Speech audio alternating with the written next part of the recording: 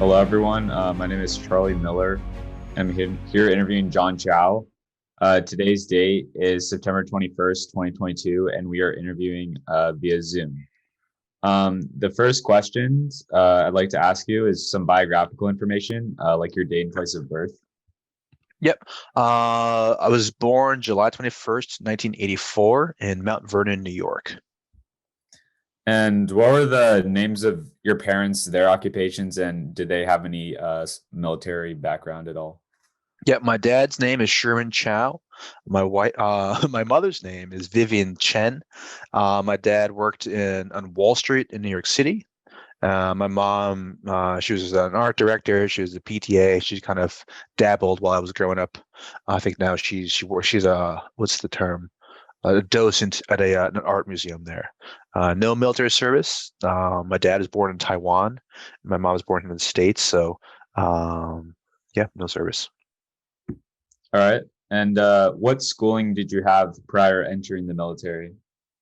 High school. That's it. Where did you go to high school? I went to Greenwich High School. That was in Greenwich, Connecticut. And how did you, I guess, after high school, decide military would be the path for me instead of like going to college or something else? Yeah. It's a heavy question. So I was a senior in high school for 9/11. Growing up in Connecticut, real close to New York City. I had friends, their parents worked in the Trade Center, worked in the towers. So I remember that day vividly, right? And that was a driving force, right? I graduated high school. I was kind of aimless. I knew things, the world had changed. It has a big impact on my life. And it just didn't feel right. So I wanted to kind of serve my country. I wanted to join the military to have a sense of purpose, but I also wanted to do something that was unique to the military. Right? I didn't want to go to the military and do accounting or become a scientist. Right? I wanted to go and take the full experience.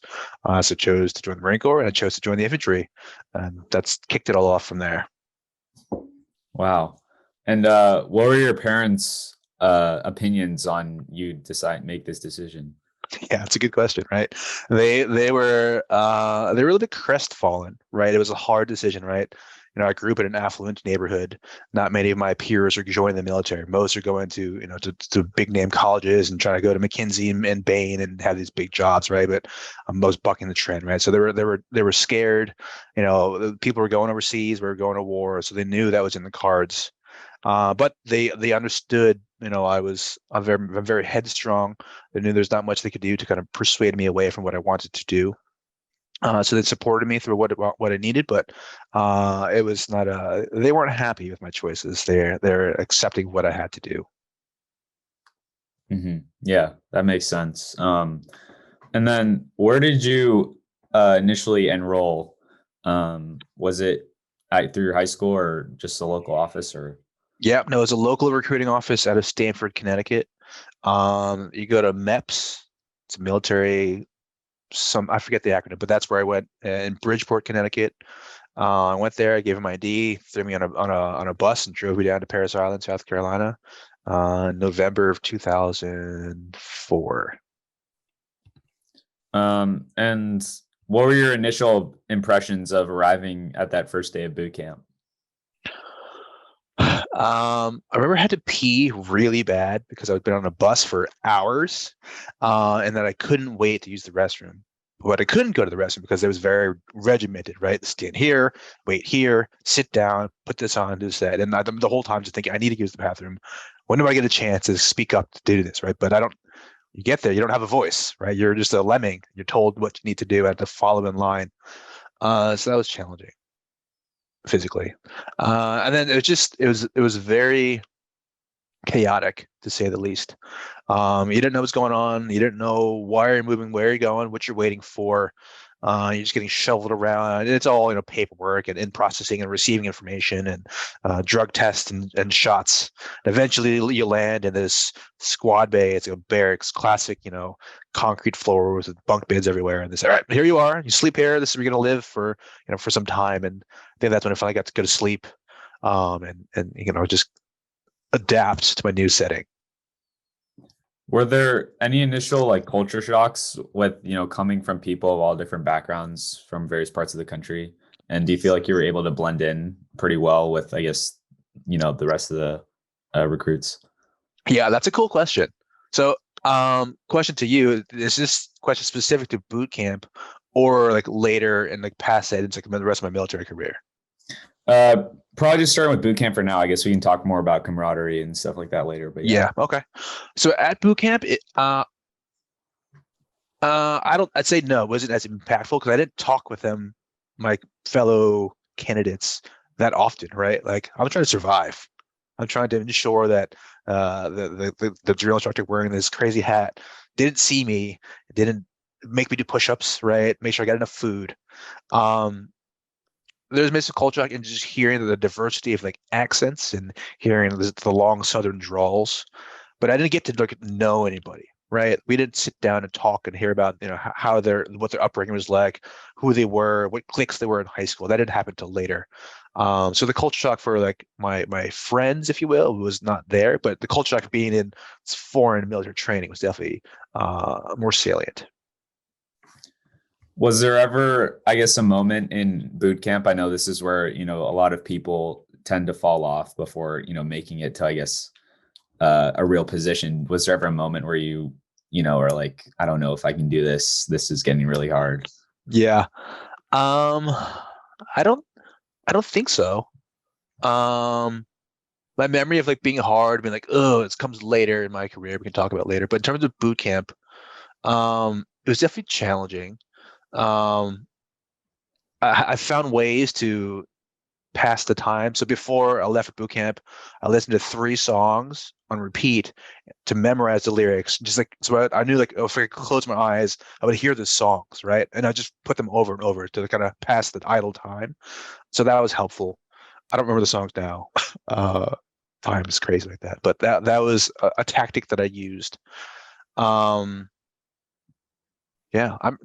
No, I didn't have any sense of I'm not going to make it. Um, this is I have to find something else. All right. And how long were you in boot camp for before you were given an initial assignment? I think is it 3 months? I think it's 3 months. Uh, yeah. So you do your 3 months, graduate. From there, I went to Campbell's U, North Carolina, for my infantry training. I think it's called SOI, School of Infantry. What were some of the lessons that they taught you there? At SOI, Yeah. how to shoot a gun, how to clean a gun, how to like, set up an ambush, how to how to dip tobacco, how to smoke cigarettes so the enemy wouldn't see you, like weird things you would think you would have to do. I learned uh, I learned how to walk really far with a heavy backpack, how to toughen my feet up.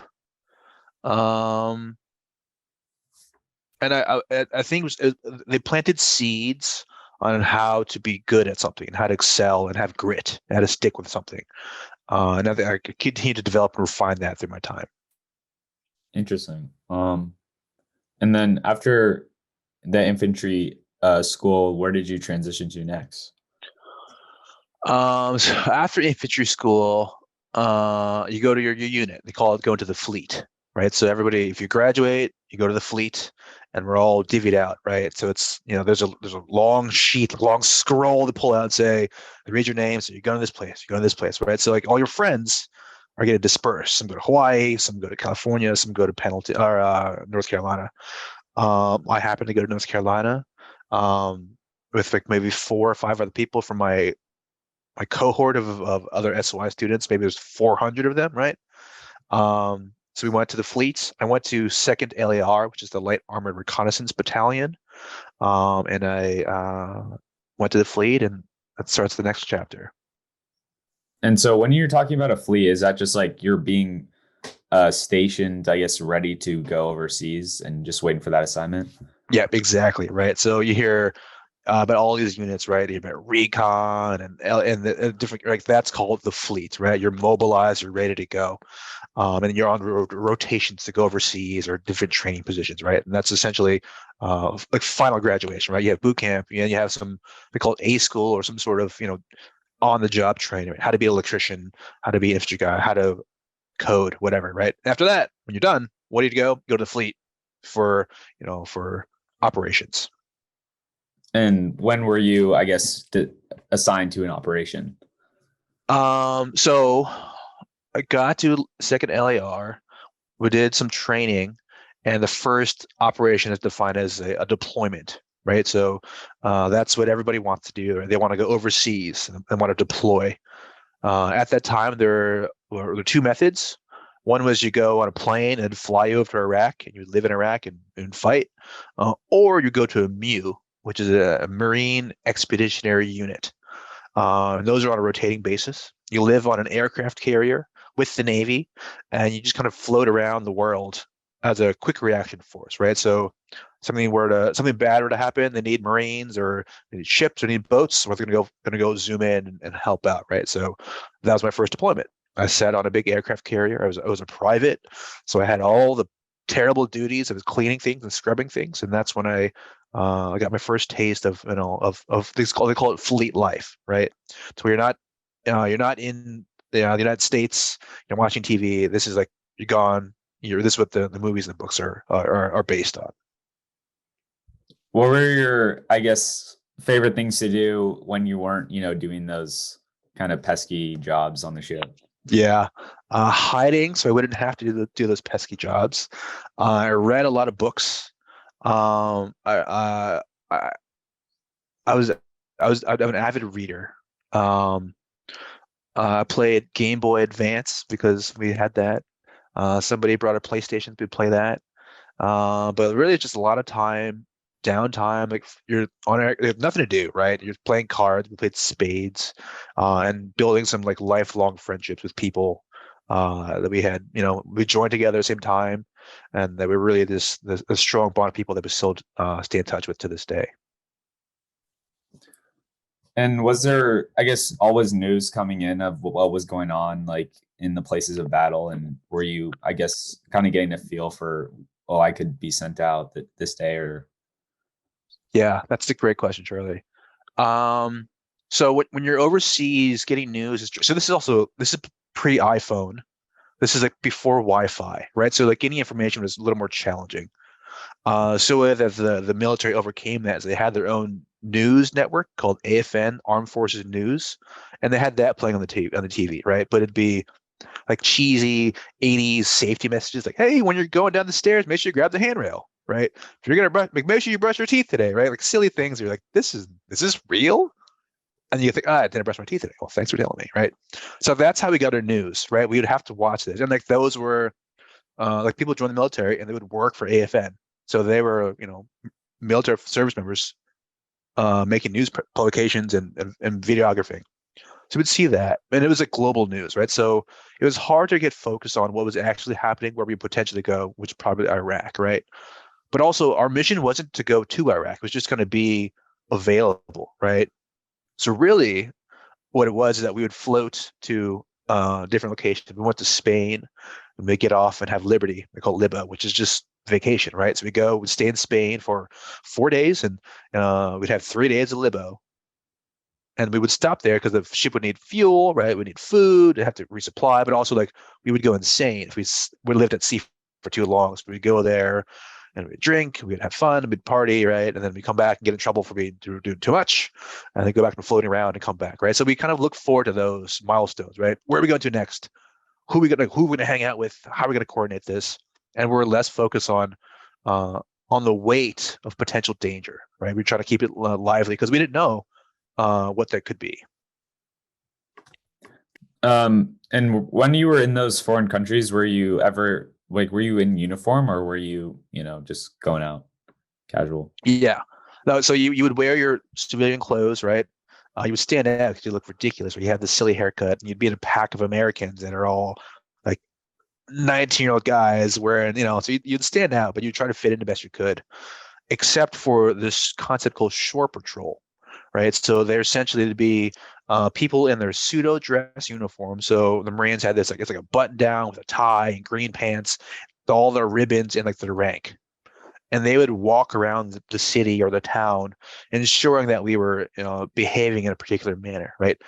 If people are out drinking late, they grab them, put them back to the boat, put them in, make sure they're in trouble. Right? So they keep us in line, right? They were essentially military police, but they were us, right? So I would have duty, right? So one day out of those 4 days, I'd have to be shore patrol and police my friends. Hey, you guys should stop. Let's get out of here. Right? Don't go to the area. Um, so both, right? I'd wear that uniform when I was on duty, and then when I was not, I'd wear, uh, Von Dutch hats and silly belts and try to fit in and be a kid. And when you were, I guess, patrolling in those uniforms, did you feel a different sense of how people would treat you? I guess like the foreigners, for example, than when you were out, in your casual clothes. Yeah, I don't remember. I don't think so. I think like the foreigners knew like, you're an American, you're all Americans, you're all military. They would see the big aircraft carrier parking and offloading, right? So it's well known. It brought a lot of money and revenue to the town, so they embraced it. But it wasn't like, oh, the guy in the uniform is better. They know, all right, he's gonna take care of them, right? So you didn't get any special treatment. And I think as shore patrol, you're so focused on your fellow, Marines, like, hey, like, don't get them in trouble. So it's more like being a hall monitor, right? Like, I don't want to police you, get you in trouble. I need to help you, right? Help me help you to get away from this danger. Hmm. How long were you on the initial deployment?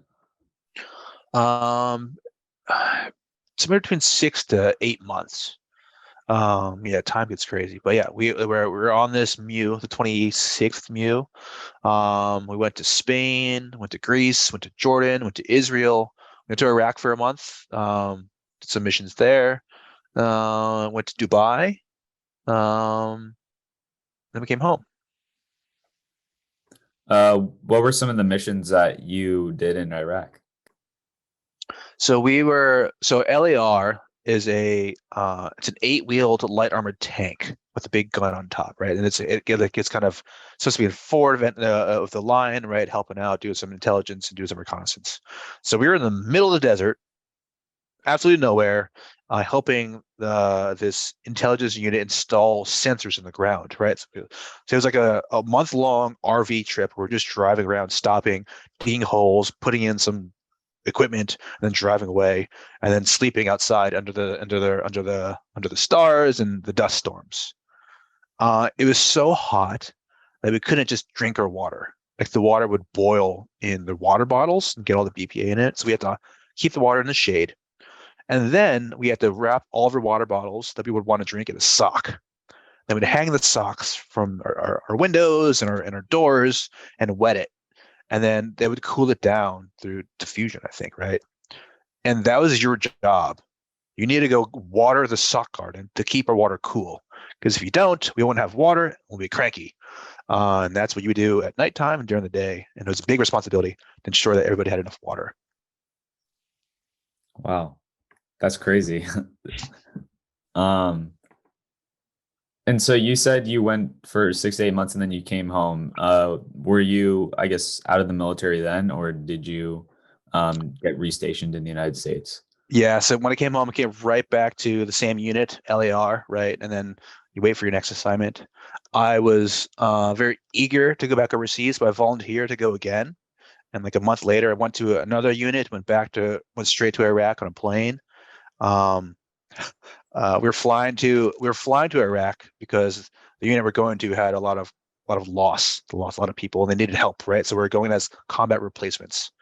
Um, on the way there, they had engine problems from the plane. We landed in Mallorca, Spain, on Christmas. Just coincidentally, that happened that way, right? We spent a week there trying to fix the plane. I'm pretty sure it was fine, but people just didn't want to be traveling for Christmas, right? So we landed in this strange base, right? Some military base there. There's no one in charge because we're all combat places. We're all like mishmash of different units. I didn't know anybody. We're all foreign. And they said, we don't know how long it's going to take. Just come back in like 2 days. So we're like, there's no shore patrol. There's no rules. And we're all like 21, 20 years old kids. So we're like, all right, here we go. And we just like disappeared. People got arrested. It was craziness. I went back because I was like a really good kid. I just wanted to go serve, right? I didn't want to go explore Spain. And like 30% of the people were gone. They're like live in Spain now. I don't know where they are. And we made our way to Iraq and had a deployment there. Wow, that's crazy. And uh, I guess what was the initial kind of like mood when you got to Iraq? I know you said that there was a lot of loss there. Could you, I guess, sense that when you got there? Yeah, absolutely, you could sense it. So like when you land, we all land at this air base called Al Saad. It was a major base, and then from there you just like take a helicopter to another base and hop on like a big 7 ton, which is like a big like semi truck, sit in the back and drive you somewhere. So it was like plane, trans, automobiles before you got to your place, right? And like every transition, you knew you're getting closer and closer to danger, like real danger, where like people had lost their lives, and you're going there to help them out, right? So like every I remember on the road, like every bump, like, oh, is that a bomb? Right. So at the time, Iraq, like the biggest threats were IEDs, improvised explosive devices that people would the enemy would like make out of like found bombs or whatever, and they plant them everywhere to blow up our trucks. So like that was the biggest threat. So every time you hit a bump or barricade, you're like, oh, is that the one? Right. So is that the one? Right. So you're definitely on edge because you knew the gravity of the situation. But when we finally got to our base, it was Camp Gannon. It's like near the Syrian border. People are very excited. They're happy to see you because like you were helping out, right? Before we're there, they're understaffed, right? Um, some color what that means. So like at nighttime, um, people sleep, but there's always people awake to protect you, right? So like if you live in a box, every corner is going to have somebody called it's a post, where they live in a tower and they're looking out, looking for the bad guys, right? So there could be anywhere from 4 to like 20 towers you have to manage. So it's very taxing, right? So you either have a 1 hour shift or a 12-hour shift, depending on how many people you have available, right? So they had a lot of loss. They had a lot of people had to stay on a watch. They're very tired. So when we showed up, we're fresh, we're energized. They were happy that they could finally get some real rest and also start to grieve, right? They weren't able to because they were just focused on surviving. So it was a good time, but it was still a lot of culture shock for us to kind of get up to speed, right? The unit I joined, it was like they were very cohesive because they had endured a lot together. So trying to break into that was some challenging and some effort. Um, no animosity, just intentions on my part to be helpful. What were your initial assignments at that camp? Cleaning things, picking up things, standing watch. There was a shower we had that they had like there was a makeshift shower that uh, you couldn't touch the heat knob because you get electrocuted. So they had like a glove, the shower glove you could use to adjust the heat. So my job was to ensure that the glove was there at all times. Um, Most of the menial jobs, right? But that was intentional because I knew like that's what they needed help with, right?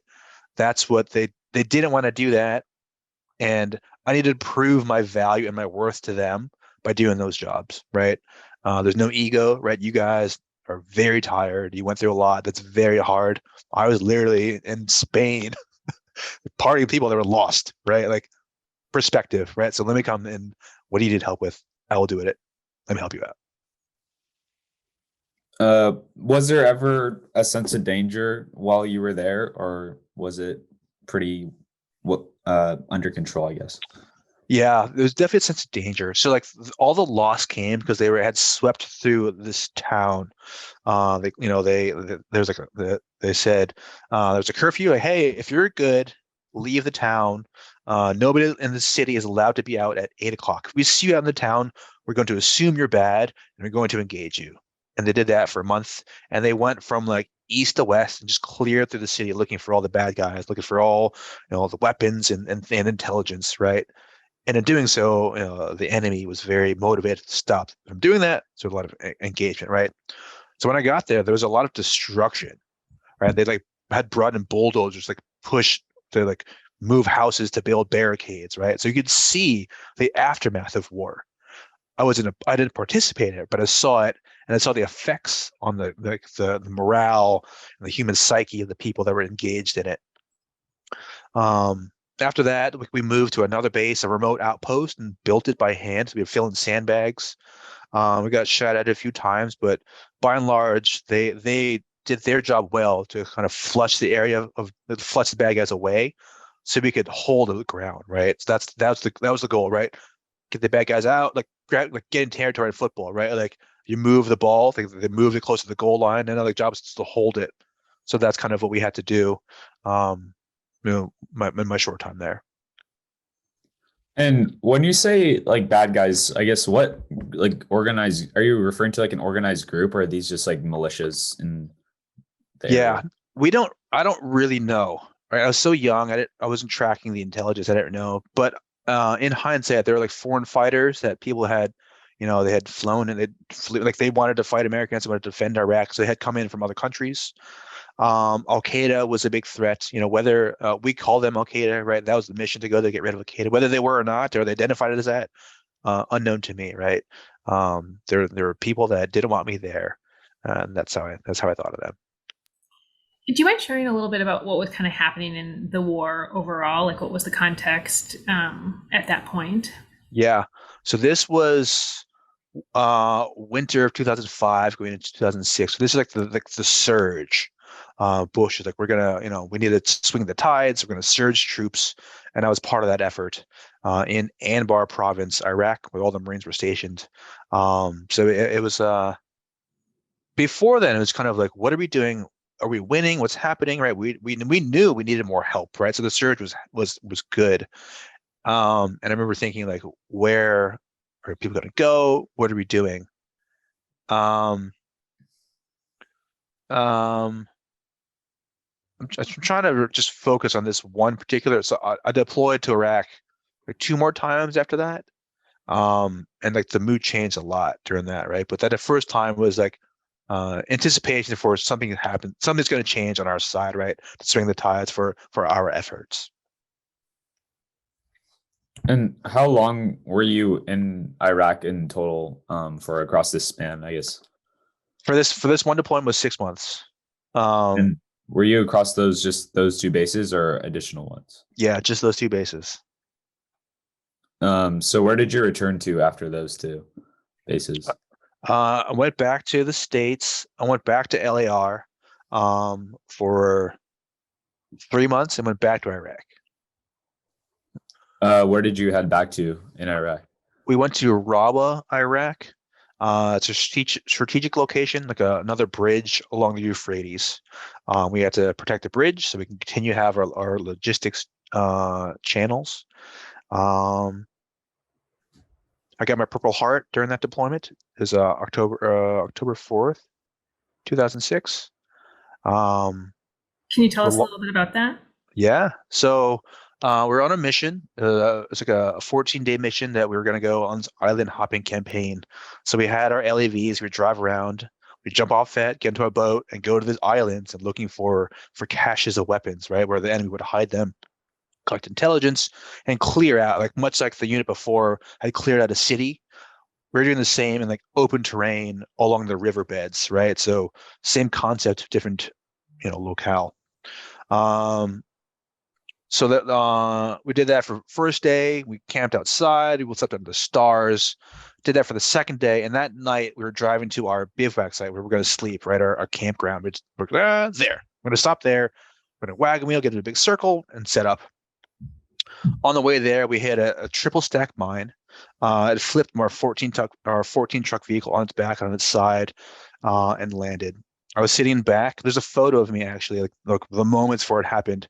I had so we have, it's called PPE, personal protective equipment, and like was off. I had like this is unstrapped. I'm just tired and like ready to go. And I remember getting like sandwiched and pancaked into the back door, flying through the air and like holding my head, curling into a ball, and then landing, and then waking up and like crawling out. The dust hadn't settled. I was definitely concussed. I had like my Kevlar was like ripped in half. I had some blood, and like my whole side was bruised. We lost two guys on my team, Ben Rosales and Eddie Garvin. I remember looking for them. I didn't know where people were. I was very confused. Right? There were people. There were bodies just kind of strewn about. I pulled some people out of the vehicle, and quickly realized that things were bad and things had changed. They brought a helicopter to medevac us, medically evacuate us. That took one load of some of the wounded. I was the last to leave. I sat there with Benji, and Eddie, just me and those two guys. I was in charge of them at the time. They flew us to the nearest medical facility, a military facility in the middle of the desert where they had medical equipment. I landed. Some doctors came out. They grabbed Benji and Eddie and put them to the side. And they helped me out. I walked over. I was walking wounded. Got some medical treatment. It was tough, right? I walked outside. I saw them you see like the military profession, like the military ceremonies, like dealing with the wound. I saw that. I was the first. I was the last to see them alive, and the last to see them loaded into plane, and it was completely alone in that situation. Then I spent 3 days there recovering. The bed had bed bugs, so that was uncomfortable. They gave us hot pockets to eat because there was no food, and that was not the most healthy thing. Then I went back to the unit back in Arawa and went back to duty, went back to work, and back to patrols. Can you tell us a little bit about your kind of two fallen partners? Sure. So Eddie Garvin was born in Bedford, Massachusetts. He was very young. He's 18 or 19 years old. He was married. It's classic Marines. You get married young just because you get paid more. He watched a lot of Supernatural during that trip. With his buddies. And he was a good guy, right? He was on our patrols. He was always our sixth. Right? He was the last in the patrol to watch our backs. He was very motivated, and he was in the wrong place at the wrong time for that IED or those mines. Ben Rosales was our mechanic. He was actually higher ranking than me, but because he wasn't trained in infantry tactics, he wasn't in charge, right? But his job, he was a classically trained mechanic to turn wrenches and ensure that the truck we were riding in was well maintained. It could keep us alive. And he too was in a bad, the worst spot possible on this massive armored vehicle. He grew up in around Houston at someplace. I had a younger brother and older brother that I had met later, in my time in the Marines. Yeah, he was recently married, young guy as well, and yeah, unfortunate. So sorry. Thank you. Yeah, sorry to hear that. And I guess how did you transition back into, I guess, that military life after only like 3 days? Yeah, I jumped right back in, right? So my first stroll back, we actually hit another IED. We were walking this time. I remember we were walking, and it's like a sharp right angle left turn, and I see the two guys up front that stepped on or triggered ID was Drew Roberson. We call him Sippy because he's from Mississippi, because why not? And what's the other guy's name? Forget his name for now, right? And I see them just get covered in dust, right? Just gone. I see them kind of move to the side, get blown away. And then the sky above me just filled with dirt and like gray smoke and clouds. It's like concrete debris and like dirt. And then it starts raining on us of the concrete and shrapnel, and like a massive cinder block. This ball just like falls down, like lands on my feet. Like, oh, that was close. I look to my left, and there's like a car. Two Iraqis sitting there, scared, like, oh no. Look at me, we make eye contact. Out of like frustration and anger, I like smash their window and say, oh, that was wrong. I shouldn't have done that. Then I hear on the radio, like, oh no, like Sippy's down, he's wounded, and Rollison, the other guy, Sippy and Rollison are down, they need wounded. So I run up, we give them some aid. We realize our radios to talk to the base that'll call a helicopter to get the medevac are broken. So me and another guy named Robo, Danny Robertson, run back to the base, just us two. We should have done that. It's very unsafe. We run back. We tell them, hey, this happened. Like, we need to get some trucks out there. Let's help them out. So we hop on the trucks. We drive to where we were to grab them, and then drive to the big base to get them onto a helicopter. And that was an awakening to welcome back. War is real. You're close to it. And we're glad you're still here. Wow.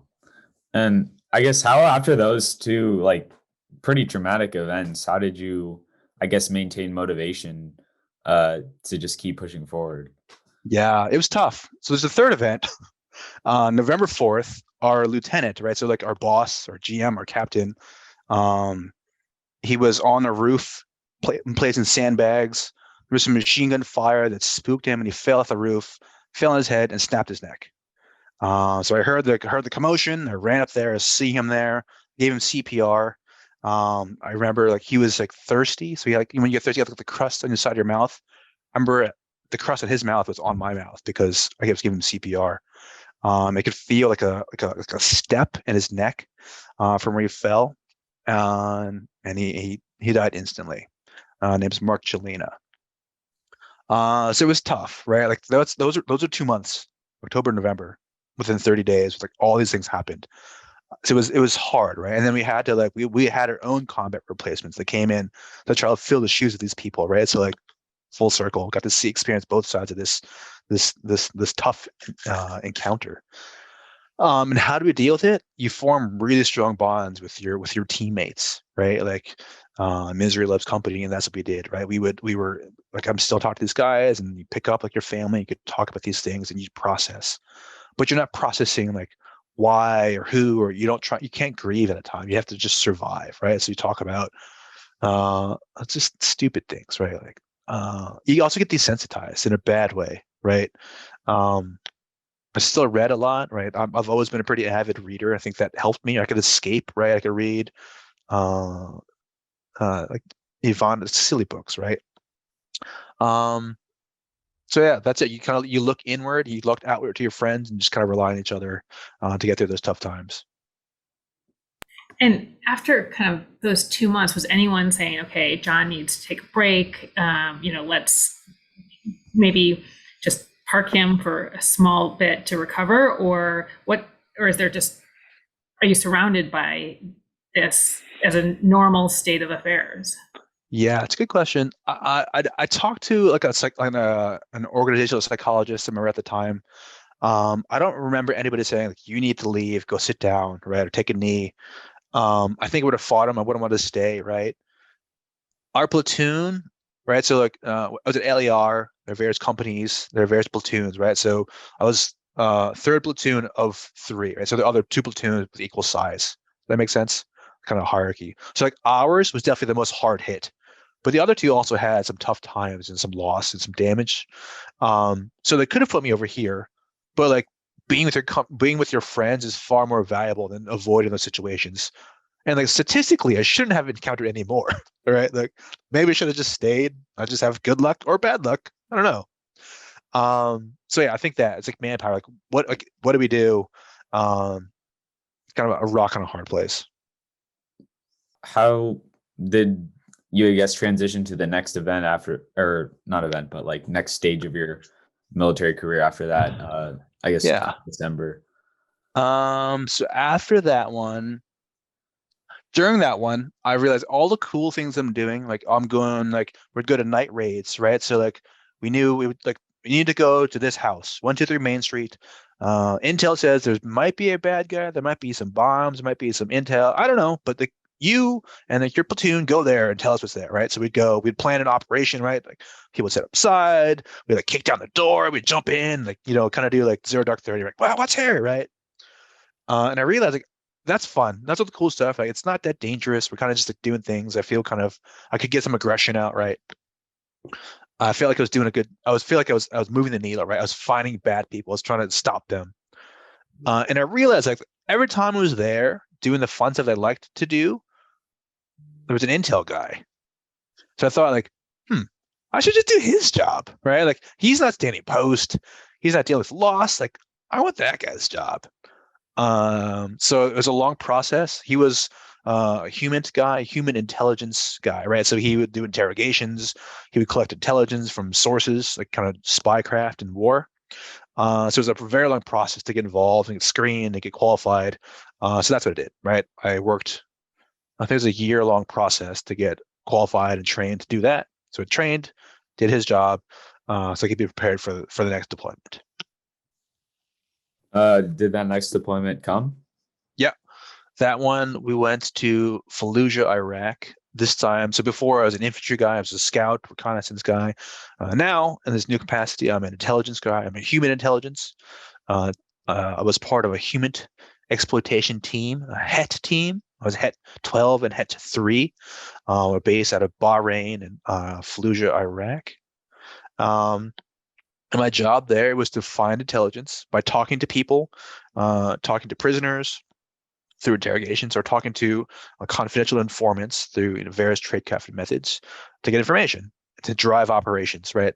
I heard from my Iraqi friend that the bad guys want to attack this post. Well, hey post, they want to attack you. Like, do something different, right? So I was trying to save lives, right? So like I was super motivated by my traumatic experience of like losing people. Like, well, how can I have more impact, right? What can I do better?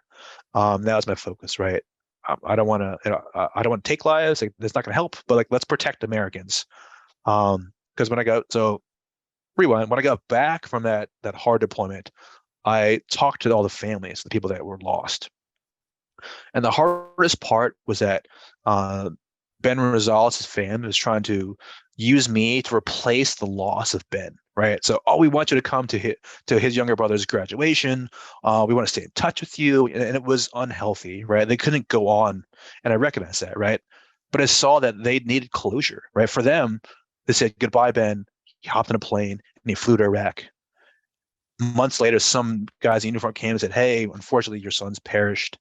And then that happened, right? It was too immediate, right? But for me, like, I saw everything, right? I was there for the last minutes. I lived it, right? So my grieving was different, but for them, it's too abrupt.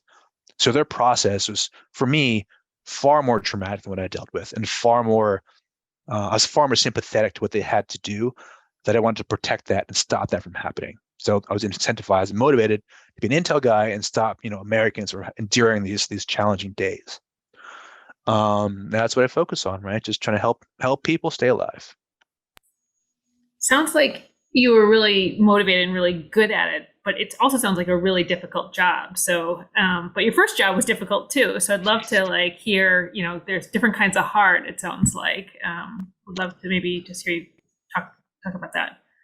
Yeah, there's definitely kinds of hard, right? So like in the infantry, the hard is like you are the front lines, and it's physically demanding and like emotionally challenging, and you're going to be cold, you're going to be tired, you're going to be hungry, and that's the job, right? You have to go do all the grunt work. They're called grunts for a reason, right? Go start a trash fire, go engage these people, right? And you're by design disposable, right? There's enough combat replacements to take your place if need be, right? But don't die, but like do your job. And so that's hard, right? You just have to just keep going, right?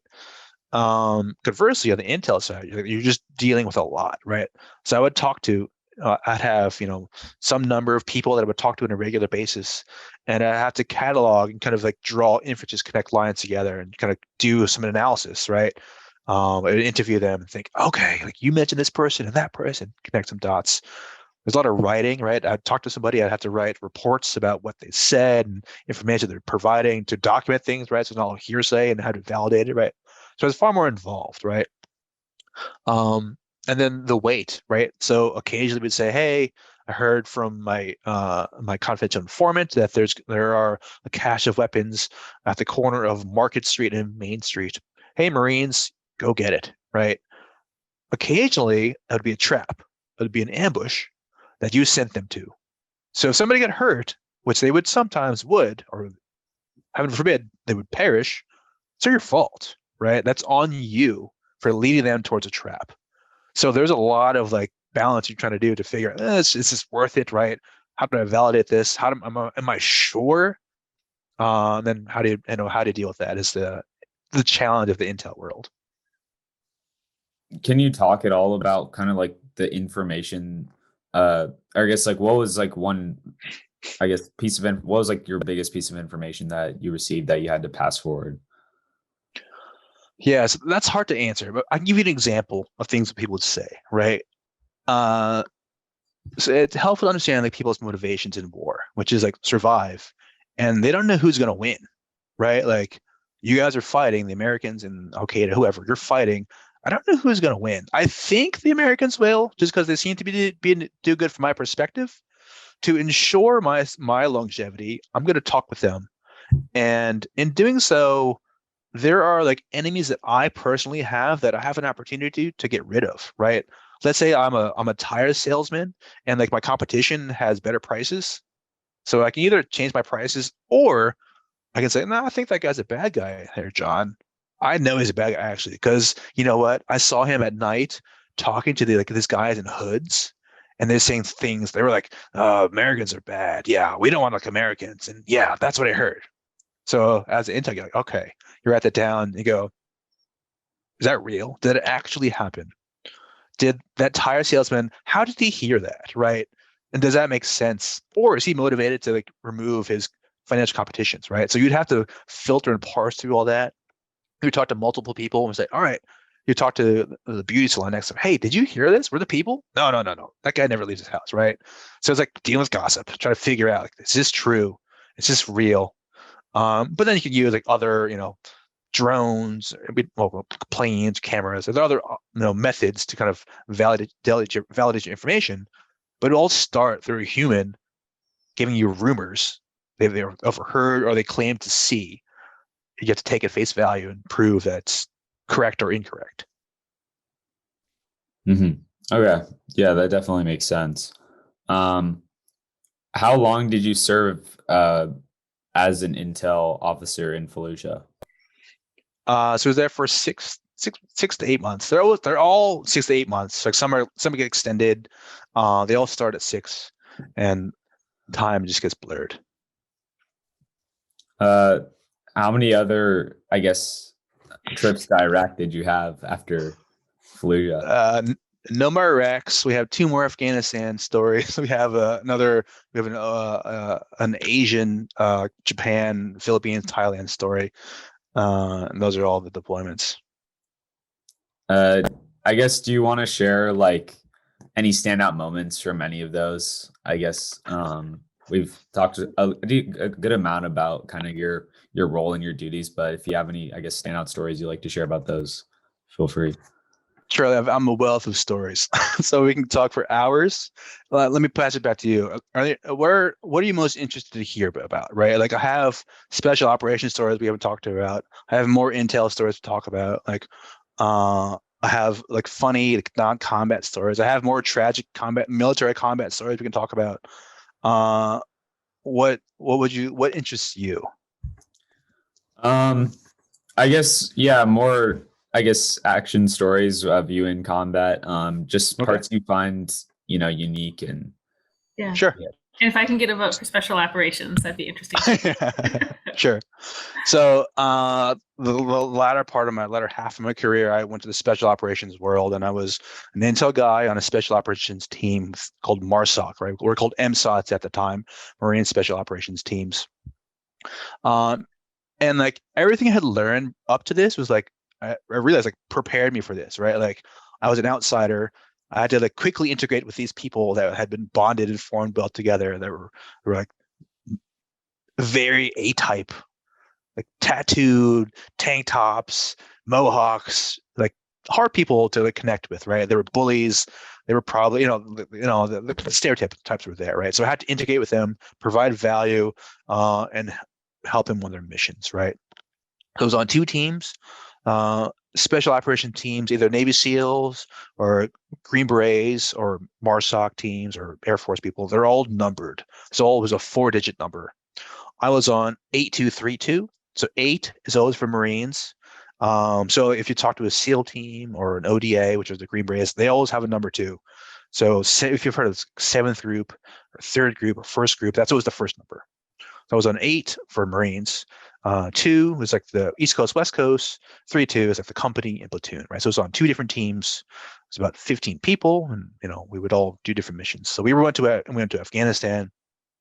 We went to Camp Bastion, Afghanistan. It's right by Nar Saraj and middle of Helmand Valley.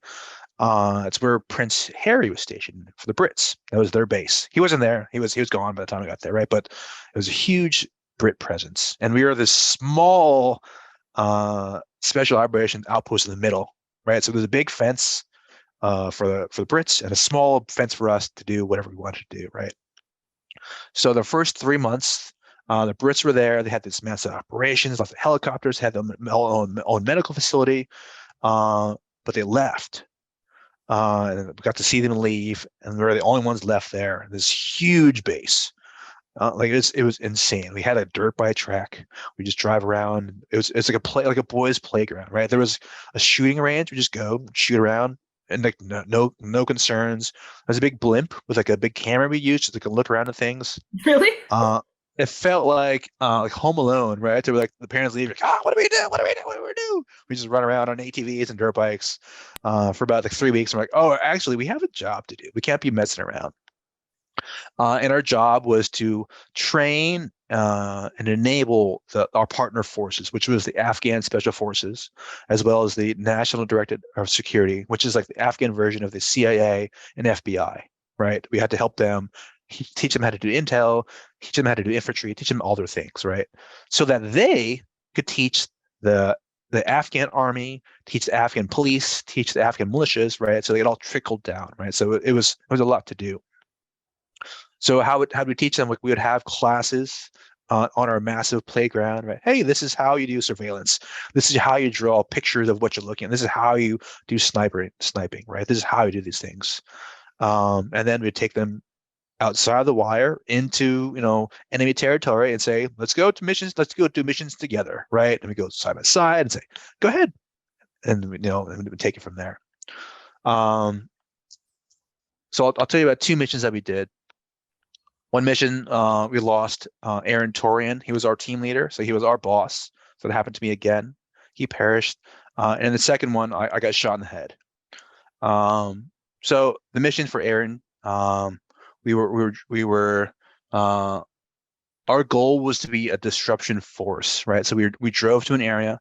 We intentionally picked fights with the Taliban so that the Afghan army could clear out an area, right? And would encounter as little resistance as possible, right?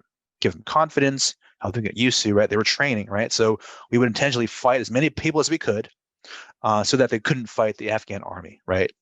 We'd draw their fire. So we were doing that, right? We go to position, we'd fight, go to sleep, go to the next position, we'd fight, right? So that morning, we woke up, we got our trucks, we're going to drive to our next spot.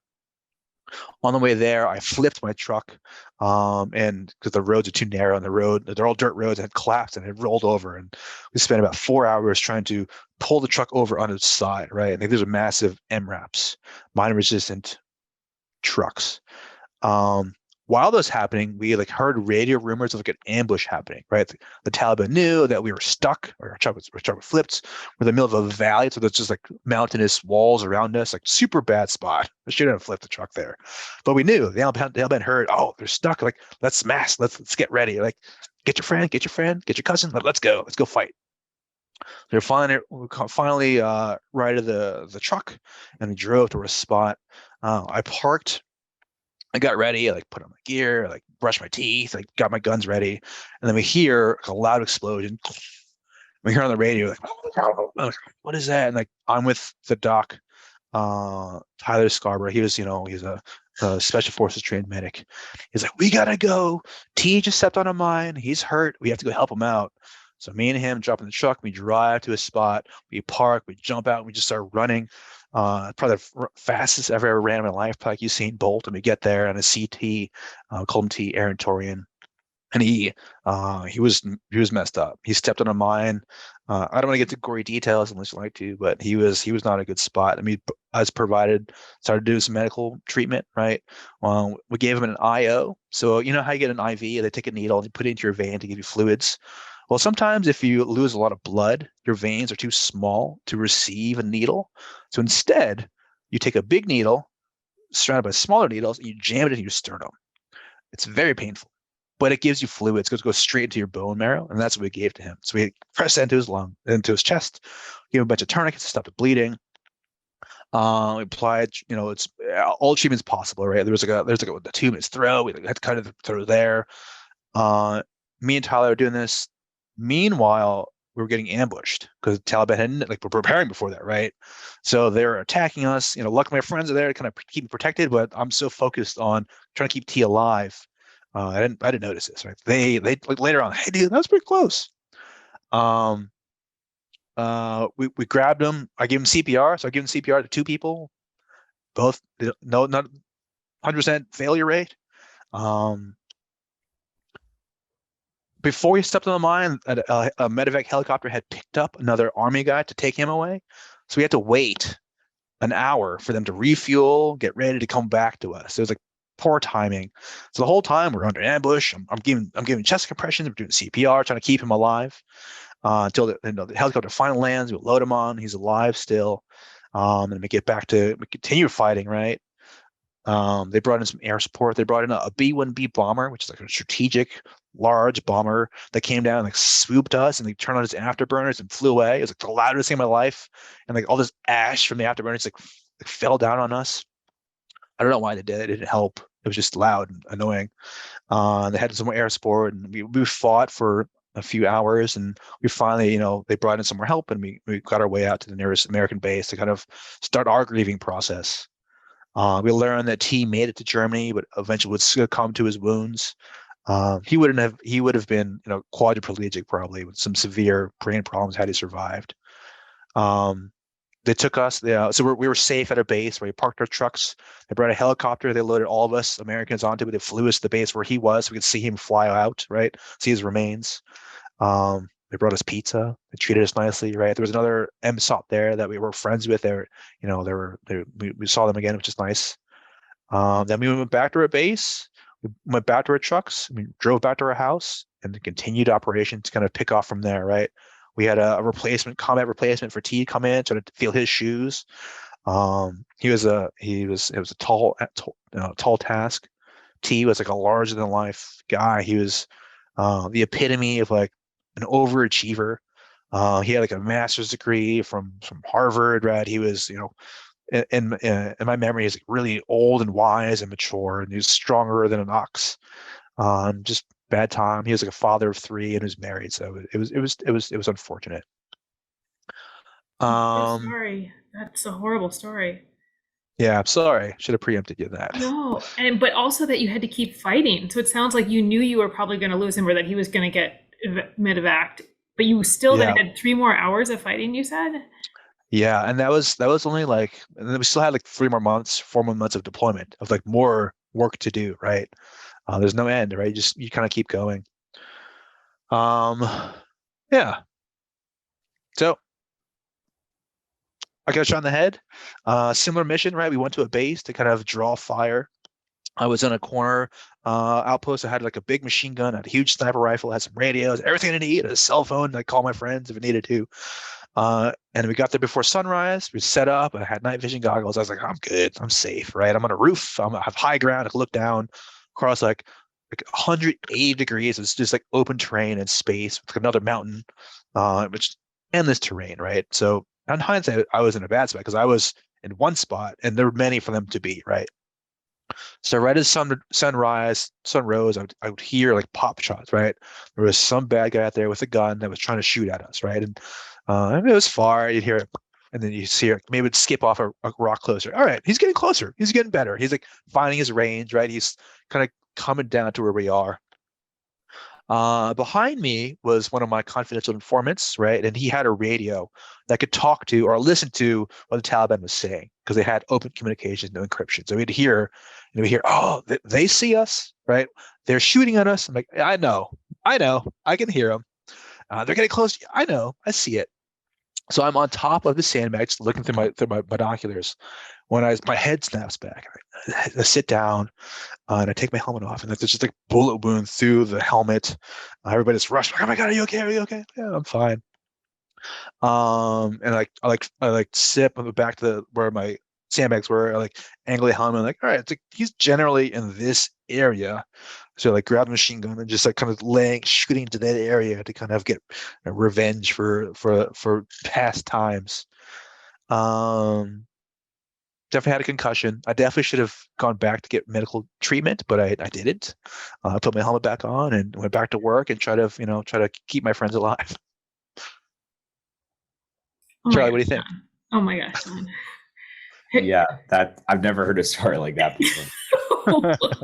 Ever. Any of these stories, actually, John. Yeah. And now I work at C3 AI as a tech guy. Yeah, just a tech bro. Yeah, exactly. Classic, classic path. Well, I guess if you want to share any more stories, it's really your time, but if not, I guess we can transition to kind of how you parted ways with the military. Really up to you where you want to go. Sure. Yeah, I've got too many stories and not enough time. We'll have to catch you at a VFW or somewhere else for the other ones. But I left the military because I was tired, right? Like I do it a lot. I had a Purple Heart, I had a Bronze Star with a V for Valor, right? So like, I had to achieve some level of accomplishment, right? So what else is there? But also, as I looked up to see the people that were there for longer, that were more senior to me, like they didn't have the best personal lives, right? A lot of them were they're like infidelity, they're alcoholics, they were they were unhappy, they were just not in a good spot. And I realized like that's my future, like that's inevitable, and I don't want that. So I'm just gonna leave, right? And, like, you should stay, retirement benefits, like that's at what cost, right? It's not worth that. Nothing's worth that, right? So I decided to leave. Um, I went to a paramilitary contracting unit where I went right back to Afghanistan carrying a gun, except I had like civilian clothes and a beard. I was like, wait a second, like this didn't change. I left the military to avoid all of this. Granted, this is the skills I have, so I had to do something, but I didn't accomplish my goals, right? So I made another pivot. I was living in DC because that's where the contracting was. I cold called a bunch of companies in the area, said, hey, I'm a veteran. I don't want to do this anymore. I want a job. This company called the Bornstein Group. It's a boutique digital marketing firm hired me to be an account executive. I sold taglines and logos to companies that were small to medium size. And I said, all right, the business is kind of cool, but I have no idea what's going on. I should go to school, right? And then thankfully Notre Dame said, yeah, we'll let you in. That's when I started my MBA. Yeah, exactly. And it all started from there and started my transition. And do you remember, I guess, what rank you were? I'm sure you know, but like, what rank were you when you left the military? Yeah, I finished as a gunnery sergeant. Cool. I guess the final question we usually ask is, if you have any ties back to the military today, if you're serving any organizations, or if you're still, I know you said earlier, keeping up your friendships with all your old soldiers. So you want to share a little bit Yeah. about that? Yeah, no, but we don't talk often or frequently, but when we do, it's pick a we're right back where we started, right?